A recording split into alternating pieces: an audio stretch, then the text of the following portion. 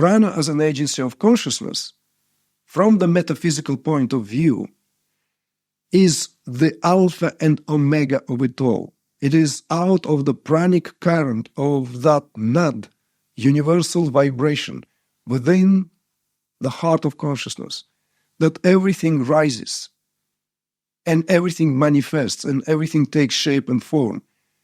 Mind itself is a result of this burst forth of awareness as prana.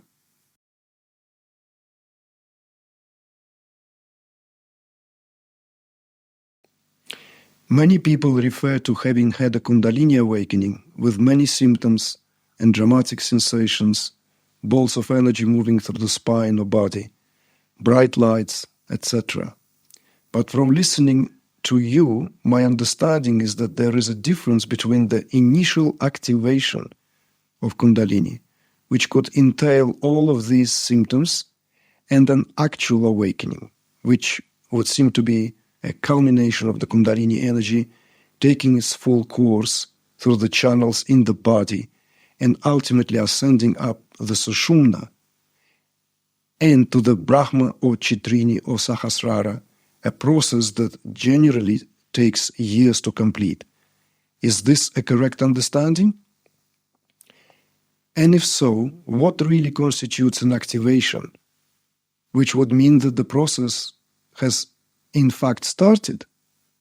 Question mark. And is an activation or the start of the process always accompanied by the dramatic symptoms or sensations that so many people report? If not, how do we know if that activation has happened and the process has in fact begun? And two, my second question is regarding the difference between the physical process that happens through a Kundalini awakening and the expansion of consciousness that is associated with self-realization or attaining cosmic consciousness. How do these two concepts relate to each other?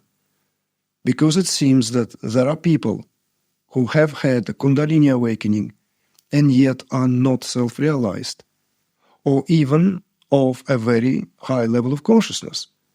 And then one hears some people who have reported themselves as self-realized and yet do not seem to have had Kundalini awakening. With much love and gratitude. Okay, well, let's look into this attentively.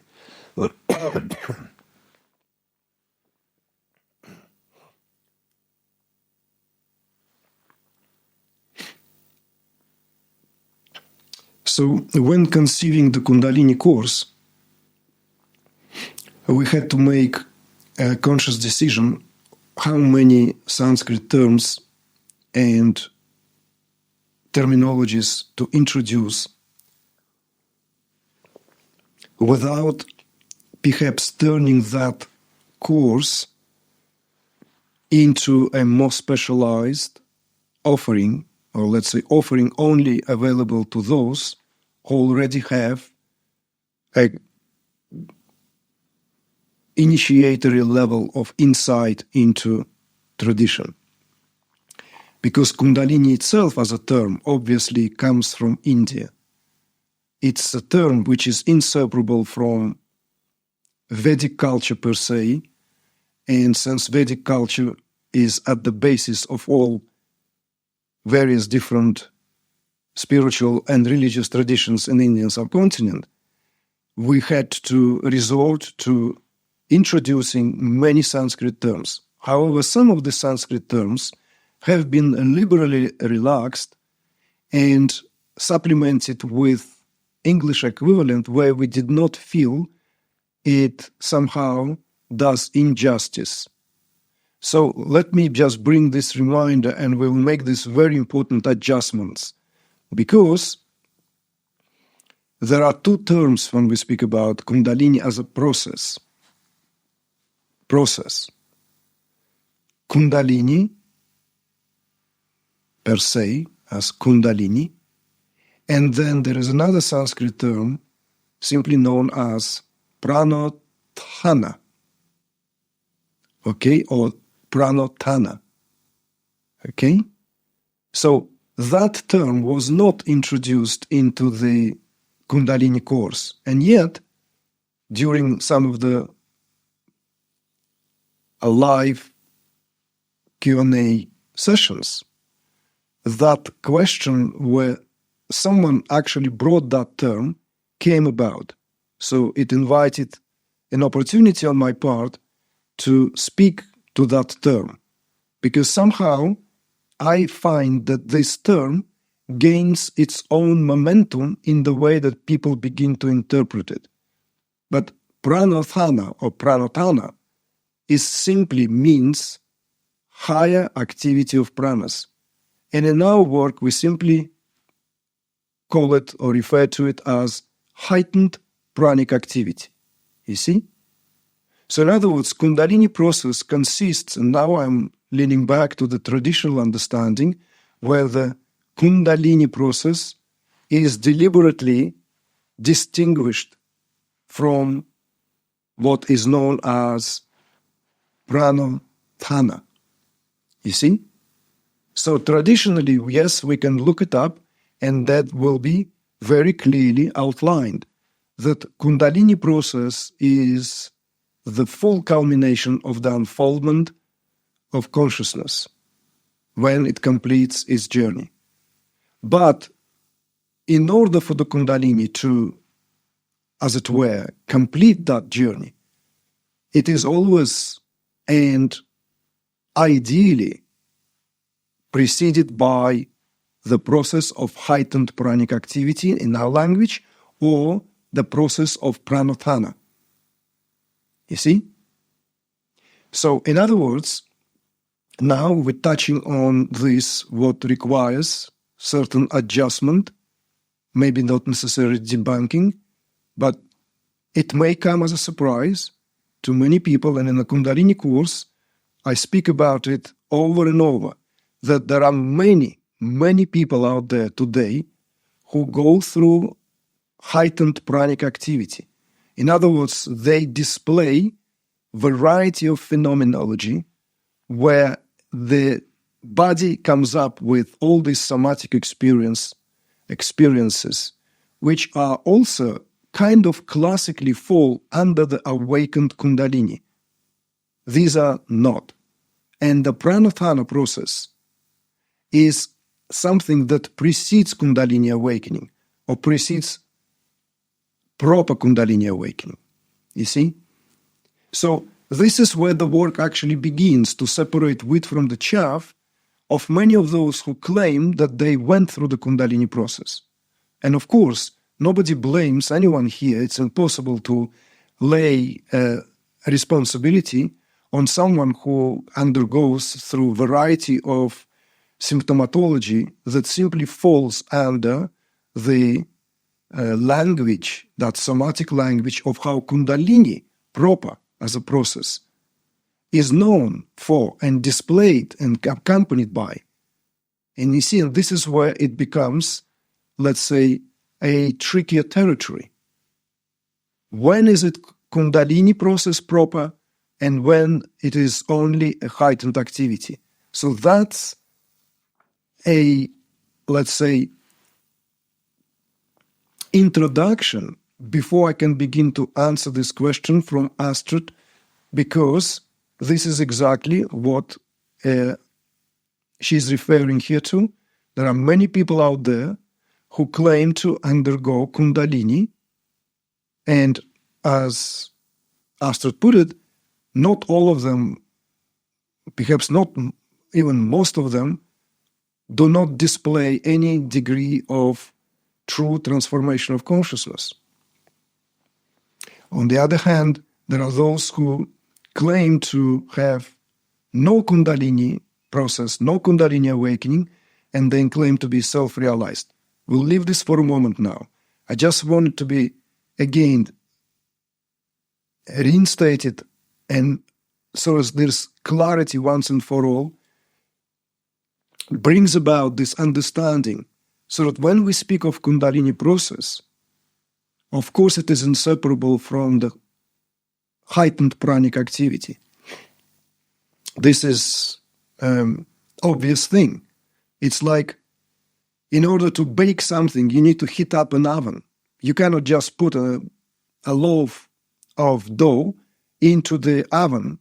If it's not preheated, it's not going to cook. It's not going to bake.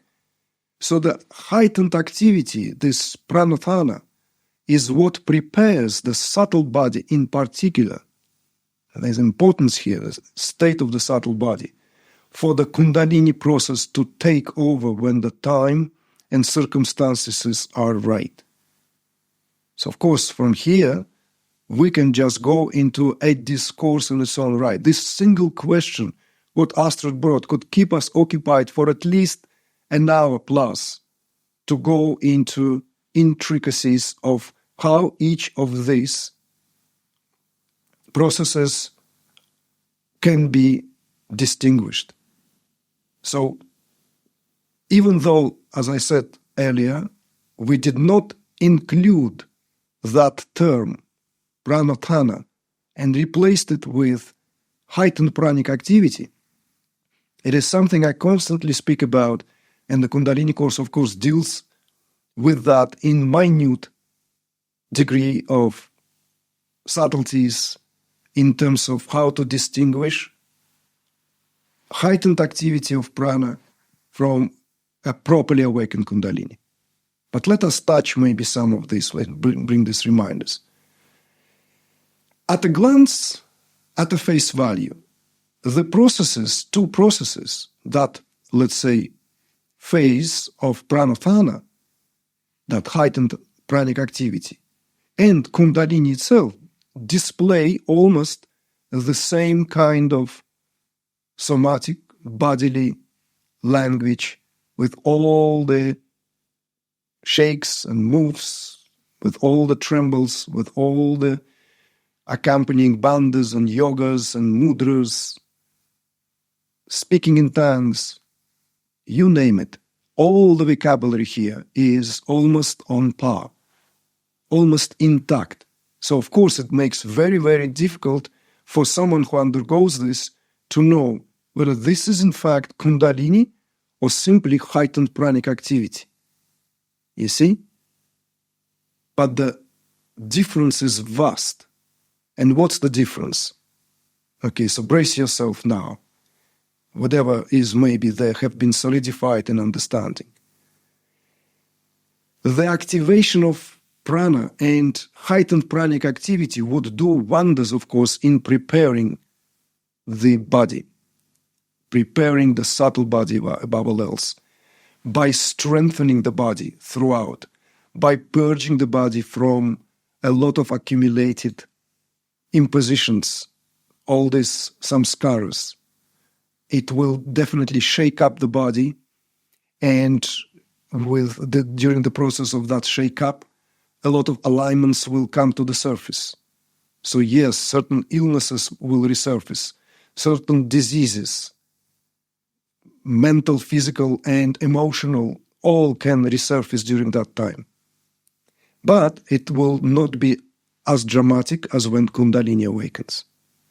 And above all else, once that process is, let's say, subsides, then one will find oneself in no different place in terms of qualitative shift in consciousness as prior to that. It's as simple as that. And this is why many sincere spiritual seekers, finders, sadhakas, whatever you want to call them, wayfarers, they may have gone through this phase and may have considered it to be a Kundalini process. But they ask themselves, hang on a second, I went through all that enchilada, I went through all these shake-ups, and I'm not better off in terms of my state of affairs, in terms of how I fare myself here with regard to myself, you see? Why? Because that wasn't awakening of Kundalini. So, and what is the chief sign of a true Kundalini awakening? Well, let's again spill the beans. It's a remaking of an individual. It's a complete end of the individual as one knew oneself prior to that. It's not just adjusting something, strengthening something, making one better, more creative, making one more, let's say, luminous in one's understanding, making one even physically stronger. It all depends. This is another thing we talked about it, and I always talk about it, how in a very extraordinary way, heightened activity of prana can prop us up. It can make us suddenly in touch with the dormant forces of creativity. It can make us incredibly charismatic. It can make us, let's get rid of various insecurities and all the maybe certain, let's say, traumas and impositions. But it's not going to make us into different beings at the level of consciousness, you see? Only full Kundalini process is capable of doing that. And the chief sign of that, or like the only real signature here, is that upon the completion of the Kundalini process, even when everything subsides, the being is no longer the same as he or she was. Doesn't matter how outwardly that being may appear, even to those who knew him or her, it will be a very different being. See? In fact, in some cases, that would be perceivable, particularly by those who know so-and-so close enough, because that may actually be more discerning through some metamorphic processes. Not that one had green eyes and suddenly will have brown eyes. I'm not talking about one had this physical appearance and suddenly becomes, a piece of shining light. Maybe there are phases in the process when one becomes almost translucent. We don't discard that even as householders. We're not just here to downgrade this process just because we are not sitting somewhere in the snows of Himalayas, that it cannot happen to us. No, I've seen it many, many times, this tremendous, tremendous display of that light body expanding, and it could feel how that light pours out through the cells of the being. Again, it's a phase and a process. So the main criteria, of course, here is Kundalini is a very different qualitative process to the heightened activity. So that should answer at least first half of Astrud's question, and this I see as an opportunity for us to redress what is what, so that some of us do not jump into conclusions and start making these adjustments and understanding that not all that what goes under the display of going through is in fact full Kundalini process. You see? So perhaps I'll put a pause here, and why is there, you hear some people who report themselves as self-actualized, yet do not seem to have a Kundalini awakening. The answer to that is perhaps twofold. First of all, I don't insist, but I simply suggest that a lot of this so-called or so purported self-realized understood something, perhaps at the very profound level, the very subtle, understood something. And that understanding alone is so strong, so, let's say, emphatic in its nature, that it gives one a visceral sense, feeling that one is self-realized because one understood something profoundly. Again, we're not discarding the possibility at a very, very subtle level. But as I also said on many occasions, we cannot separate pranic activity from mental activities. We cannot. In fact, the splitting of the hairs within Indian tradition is still not brushed in any direction to speak with certainty of what is subtler, mind or prana. I've heard many times when teachers emphatically or insistently speak of mind being much subtler than prana. But it is only when we speak about the pranic activity in the body, not as when we speak about prana as an agency of consciousness. Because prana as an agency of consciousness, from the metaphysical point of view, is the alpha and omega of it all. It is out of the pranic current of that nad, universal vibration within the heart of consciousness, that everything rises and everything manifests and everything takes shape and form. Mind itself is a result of this burst forth of awareness as prana. So you see, we cannot know, because it's a chicken and egg story when it comes to the primacy of mind or the primacy of prana on the level of, let's say, electromagnetic and bioelectric activity of the body. Therefore, Indian tradition settled on this understanding, spoken of holding either of the reins, holding the rein of the breath or holding the rein of the mind. You hold the rein, if you have a good grip on one rein, then you'll affect another one naturally. If you have the grip on the rein of the mind, likewise you begin to affect the breath, the prana.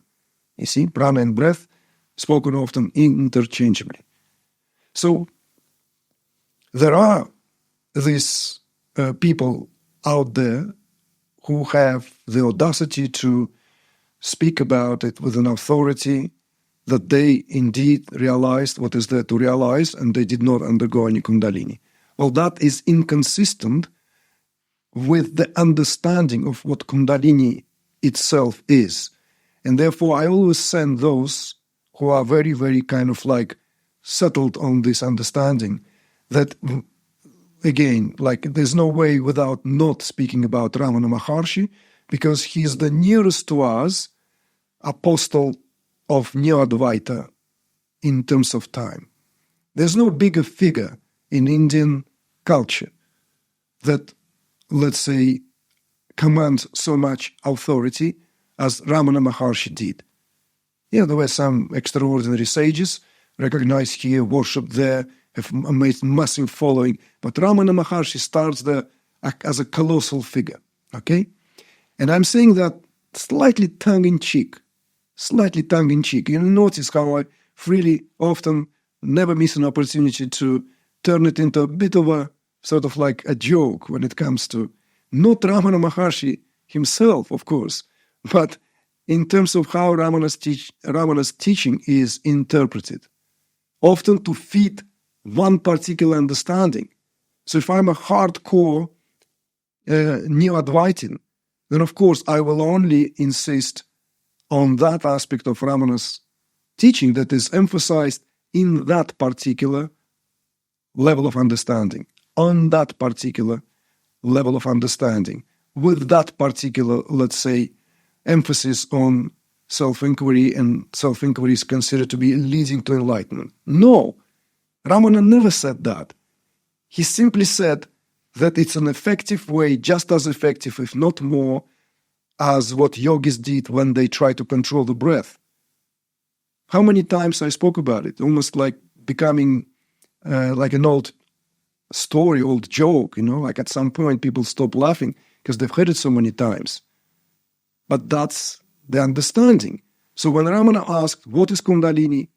He said in very simple terms, Kundalini is nothing other than the self. It is Atma in every human being. Kundalini is also known as Shakti. Kundalini is known as the mother, and so forth. being son of tradition which is much greater than any display in through each of its particular examples, he paid tribute there and then to that lofty understanding. So how can there be self-realization if it was not accompanied, or rather, if it was not a result of Kundalini? Kundalini is the self, the Atma. That is the understanding. So of course, and why I said it's twofold. So this is one side of that twofold. And another side is that why some people may report as if did not go through Kundalini, and I don't want to discard this as a possibility because this will be not fair, is indeed there are exceptionally rare cases, so rare that it's almost a waste of time to speak about it in application to our day and age, that they will go through the process which will not be displayed by any somatic experiences whatsoever. Why? Because there's no karmic material. The samskaric field is so thin, there's nothing to dismantle. In the Kundalini course, we speak about it, and this is clearly outlined as that rarest form of the ascent when we speak about all possible legitimate ascents of Kundalini through the shaft of Sushumna. Remember? Right? So that, let's say, ascent through Brahmanadi is very rare. So there's no point to talk about it. And in that ascent only, there'll be no experience, no phenomena. So in other words, no Kundalini as such in terms of phenomena or in terms of accompanying phenomena. But it doesn't mean that there was no movement of Kundalini in Sushumna. Okay?